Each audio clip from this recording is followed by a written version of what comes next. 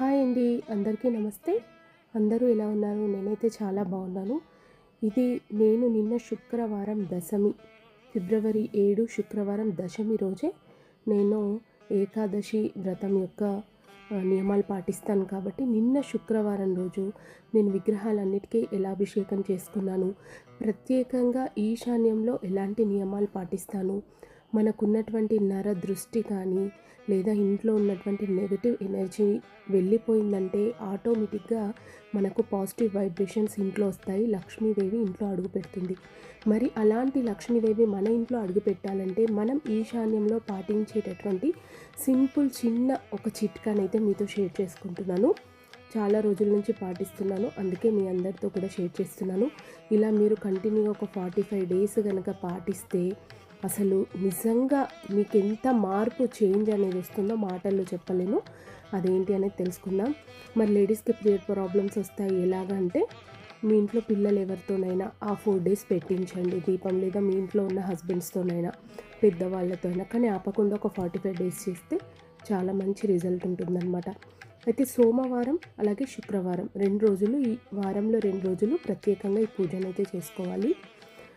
సోమవారం రోజు ఈశాన్య మూలంతా కూడా చక్కగా నీళ్ళతో అలికి తూడ్చుకొని, నాకు ఇక్కడ పైన స్టాండ్ ఉంది కాబట్టి పైన పెట్టుకున్నాను, లేదంటే మీరు కిందన ఒక చిన్న పీట వేసుకొని దానిపైన అష్టదళ పద్మం ముగ్గు కానీ స్వస్తిక్ ముగ్గు కానీ వేసుకొని, అక్కడ ఒక గాజు బౌల్ అయినా కావచ్చు, లేదా గాజు గ్లాస్ అయినా తీసుకొని దాంట్లో మీ చేతి పిడికిళ్ళకు ఎంత ఉప్పు వస్తుందో అంత మనస్ఫూర్తిగా చేతి పిడికిల నుండి ఉప్పు తీసుకొని, కల్లుప్పు, రాళ్ళ ఉప్పు తీసుకొని దాంట్లో వేయండి. వేసిన తర్వాత శుద్ధమైన నీటిని పోసి గ్లాస్ నిండా పసుపు, కుంకుమ, కొంచెం అక్షంతలు, పచ్చ కర్పూరం, జవ్వాదు లేదా అత్తరు ఏదైనా సుగంధభరితమైనటువంటి వేసి చక్కగా దాంట్లో ఎర్ర పువ్వును పెట్టి అమ్మవారి స్వరూపంగా భావించి ఒక చిన్న దీపం, అగరబత్తులు ప్రతి సోమవారం అలాగే ప్రతి శుక్రవారం పెట్టండి.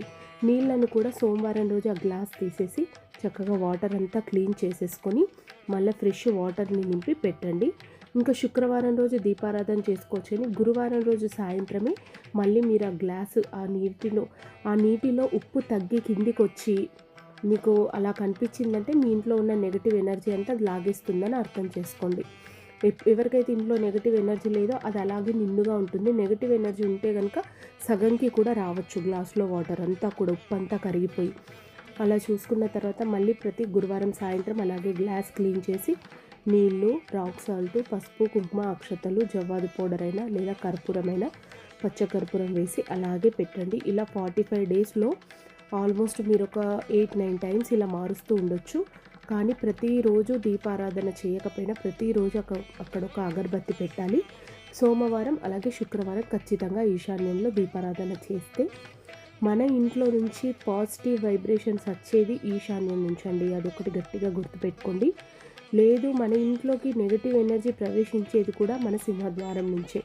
సో అక్కడ ఏది ఉన్నా పరమశివుడు కానీ లక్ష్మీదేవి కానీ అడ్డుకొని అక్కడి నుంచి మనకు పాజిటివ్ వైబ్రేషన్ని రిలీజ్ చేస్తుంది. పూజా రూమ్లో మీరు దీపారాధన చేసిన ప్రతి శుక్రవారం, సోమవారం అయితే ఇలా ఈశాన్యంలో పాటించండి. ఇంతకుముందు కూడా ఈశాన్యం పూజ గురించి నేను ఒక మంచి వీడియో చేశాను శ్రావణ మాసంలో. అది చాలామంది పాటించి వాళ్ళకు ఉన్నటువంటి సమస్యలన్నీ కూడా తీరిపోయాయి. ఎటువంటి హడావిడి లేకుండా, పూజ లేకుండా చేసే టిప్స్ బాగున్నాయని చాలామంది మెసేజ్ కూడా చేశారు. సో ఇది కూడా నేను చెప్పాను. కావాలంటే నేను అది నెగిటివ్ ఎనర్జీ ఉన్నప్పుడు ఆ వాటర్ ఎలా లాగేస్తుంది అనేది కూడా ఇంకోసారి షార్ట్ రూపంలో పెడతానన్నమాట. అయితే నిన్న దశమి కాబట్టి నిన్ననే దేవతా ప్రతిమలన్నీ కూడా శుభ్రం చేసుకొని, అభిషేకాలు చేసుకొని, పూజా గది అంతా కూడా నీట్గా పెట్టుకొని దీపారాధన చేసుకొని పెట్టుకున్నాను. ఎందుకంటే ఈరోజు ఏకాదశి ఉపవాసం, అందులోనూ మనకి ఓపిక కాస్త తక్కువగా ఉంటుంది. మనకు ఉపవాసం ఉన్న మహిళలుగా ఇంట్లో పనులు ఏవైతే మనకేం తగ్గదు కదండి. ఇల్లు ఊడవడం కానీ, తూడవడం, గడపలకు పసుపు రాసుకోవడం, నిత్య దీపారాధన చేసుకోవడం, పిల్లలకు కావాల్సినటువంటి టిఫిన్లు, వంట పనులు ఇవన్నీ చూసుకుంటాం కాబట్టి అదే రోజు పూజ పనులు కూడా పెట్టుకుంటే, నేను ఎప్పుడైనా ఏకాదశి ఫాస్టింగ్ ఉంటే దశమి నుంచే మాకు స్టార్ట్ అవుతుంది కాబట్టి దశమి రోజు ఇవన్నీ కూడా క్లీన్ చేసుకొని పెట్టుకుంటాను.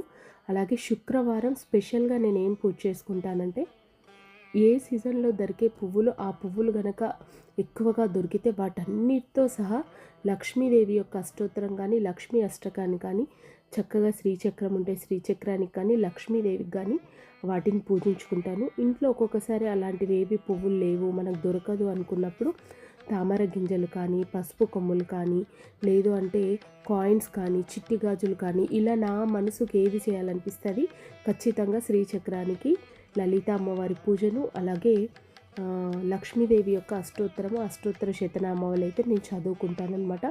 ప్రతి శుక్రవారం కలుషంలో నీళ్లు మార్చడం అలాగే లక్ష్మీదేవి యొక్క పూజ తప్పకుండా చేస్తాను. ఎప్పుడైనా పీరియడ్స్ వచ్చినప్పుడు మాత్రమే స్కిప్ చేస్తాను, కానీ నార్మల్గా అయితే చేస్తాను. పూజా గది అంతా కూడా క్లీన్గా చూపించొద్దు అని కొందరు చెప్తున్నారు, పెద్దవాళ్ళు, పండితులు అనుకోవచ్చు, పూజారులు అనుకోవచ్చు. ఇక ముందు నుంచి నేను చేసే పూజలన్నీ కూడా షార్ట్కట్గా నేను చేసేటివన్నీ చూపిస్తూ, లేదో ఒక ప్రత్యేకమైన పండగ ఉంది దాని గురించి మీకు స్పెషల్గా వీడియో చేసి పెట్టాలంటే ఒక పీట వేసుకొని ఆ పూజకు సంబంధించిన దేవతల యొక్క పటాలు పెట్టుకొని పూజ చేసి మాత్రమే ఇకపై నుంచి మీకు చూపిద్దాం అనుకుంటున్నాను. కంప్లీట్గా పూజ రూమ్ ఎవరికి కూడా చూపించొద్దని చెప్తున్నారు. సో మనకు తెలియని విషయాలు తెలుసుకున్నప్పుడు వాటిని మనస్ఫూర్తిగా పాటిస్తేనే బాగుంటుందని నేను కూడా అనుకుంటున్నాను అనమాట. సో అందుకే మీకు షార్ట్కట్గా పూజ మొత్తం చూపించకపోయినా ఎండింగ్లో చూపిస్తున్నాను. చక్కగా ఈరోజు ఏకాదశి కాబట్టి నిన్న దశమి శుక్రవారం రోజు అరటిపళ్ళు ఖర్జూరాలు నైవేద్యంగా పెట్టాను. నిన్న ఒంటి పూట భోజనం చేయొచ్చు, రాత్రి అల్పాహారం తీసుకున్నాను. ఈరోజైతే మొత్తం ఉపవాసం ఉండి మళ్ళీ రేపు ద్వాదశి గడియలు ఉన్నప్పుడే ఈ ఉపవాసాన్ని అయితే విరమించుకుంటున్నాను. భీష్ముడిది ఏకాదశికి సంబంధించిన కథలు వినడం, విష్ణు సహస్రనామాన్ని వినడం. ఈరోజు విష్ణు సహస్రనామం పుట్టింది, ఈరోజు విష్ణు సహస్రనామం యొక్క జయంతి అని అంటారు.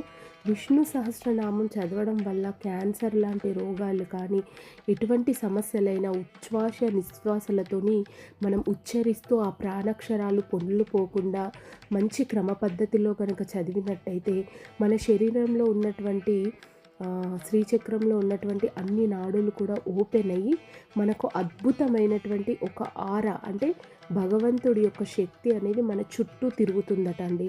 ఇది సత్యం, ఇది వాస్తవం. చదివిన వాళ్ళకే ఆ మహిమ అనేది తెలుస్తుంది. సో తప్పకుండా ఇన్ని నెగటివ్ ఉన్నా మన మీద ఎవ్వరు ఎంత కుళ్ళుకున్నా నెగటివ్ ఉన్నా మనం తప్పు చేయనంత మటుకు, మన వల్ల ఇతరులకి హాని కలగనంత మటుకు మీరు మంచిగా మీరు ఉన్నంతలో పూజ చేసుకొని ఎవరిని ఇబ్బంది పెట్టకుండా పనులు చేసుకొని దైవనామస్మరణ, ఈ కలియుగంలో దైవనామస్మరణ కానీ విష్ణు సహస్రనామ పారాయణ లేదా లలిత సహస్రనామ పారాయణ ఏది చేసినా మీ చుట్టూ భగవంతుడి యొక్క శక్తి అనేది దైవశక్తి తప్పకుండా ఉంటుంది. అదే మనల్ని మంచి మార్గంలో నడిపి ఎల్లవేళలా మనల్ని కాపాడుతుంది. మనం పూజ చేయకముందే ఇది అవుతుందా కాదా అని అనుమానంతో ఎవరైతే మొదలు పెడతారో వాళ్ళకు అసలు సక్సెస్ అనేది కాదు. 100%. మీకు నమ్మకం లేని పూజ ఎందుకు ఫలిస్తుందండి? నమ్మకంతో చేస్తేనే కదా ఆ భగవంతుడు కూడా స్వీకరిస్తాడు. సో అదన్నమాట. ఎగ్జామ్ చదువుతున్నాం, రాస్తున్నాం, పాస్ అవుతాము, ఎలాగైనా పాస్ కావాలి అనే ఉద్దేశంతో చదివితే ఆ ఎగ్జామ్లో పాస్ అవుతాం. నేను ఎంత చదివినా ఫెయిల్ అవుతాను, నాకు ఎంత చదివినా రిజల్ట్ రాదు, నేను ఎంత చదివినా మర్చిపోతానని మీరు అనుమానాలతో కనుక మీరు చదివి పరీక్ష రాస్తే ఖచ్చితంగా ఫెయిల్ అవుతారు. జీవితం కూడా అంతే.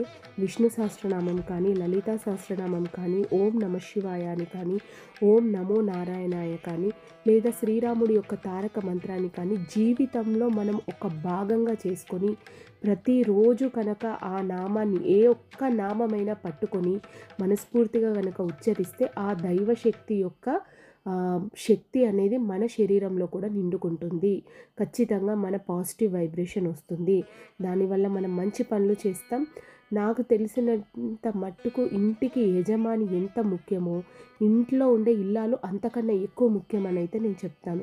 ఎందుకంటే మనం ఆరోగ్యంగా ఉంటే, మనం మంచిగా ఉంటే మిషన్ అనేది కరెక్ట్గా నడుస్తుంది, ఇంట్లో అందరూ కూడా బాగుంటారు. సో అందుకోసమని ఇలాంటి పవిత్రమైన రోజు భీష్ముడి యొక్క కథని వినండి. లాస్ట్ వీడియోలో భీష్మ ఏకాదశి రోజు భీష్ముడి యొక్క కథను క్లియర్గా చెప్పాను, అది చూడండి. లేదు మీకు పూజ చేయడం వీలు కాదంటే కనీసం గుడికైనా వెళ్ళి దర్శనం చేసుకోండి. లేదా ఎటువంటి దోషాలు ఉన్న వాళ్ళైతే ఖచ్చితంగా ఈరోజు ఏమేమి దానం ఇవ్వాలి అన్నీ కూడా నేను ఆ ఏకాదశి వీడియోలో చెప్పాను. ఈరోజైతే మనస్ఫూర్తిగా నేను అందరితో తక్కువగా మాట్లాడుతూ ఉన్నంతలో పని చేసుకుంటూ ఇంట్లో ఉంటూ ఈ ఏకాదశి నియమాలను అయితే పాటిస్తూ పూజనైతే చేసుకుంటానన్నమాట. సో ఇదే అండి ఈరోజటి వీడియో. ప్రతి శుక్రవారం కూడా ఆ సీజన్లో దొరికేటటువంటి పువ్వులు ఏది కూడా వదలకుండా ఒక్కసారైనా అమ్మవారికి అష్టోత్తరం చెప్పుకోవాలి. అలాగే ఆ సీజన్లో దొరికేటటువంటి ఫ్రూట్స్ను కూడా అమ్మవారికి నివేదన చేయాలి. తులసి కోటను ఎప్పుడు పవిత్రంగా ఉంచుతూ కాపాడుతూ దీపారాధన చేసుకుంటే అష్టైశ్వర్యాలు మన సొంతం అవుతాయన్నమాట. ఇంట్లో దీపారాధన ఇంటి యజమాని చేసిన తులసి కోట కానీ, ఈశాన్యం పూజ కానీ, పిల్లలు స్కూల్కి వెళ్ళిన తర్వాత మీరు ప్రతి ఒక్కరి రెమెడీ పాటించండి. అద్భుతాలైతే చూస్తారు. మరొక వీడియోలో కలుస్తానండి.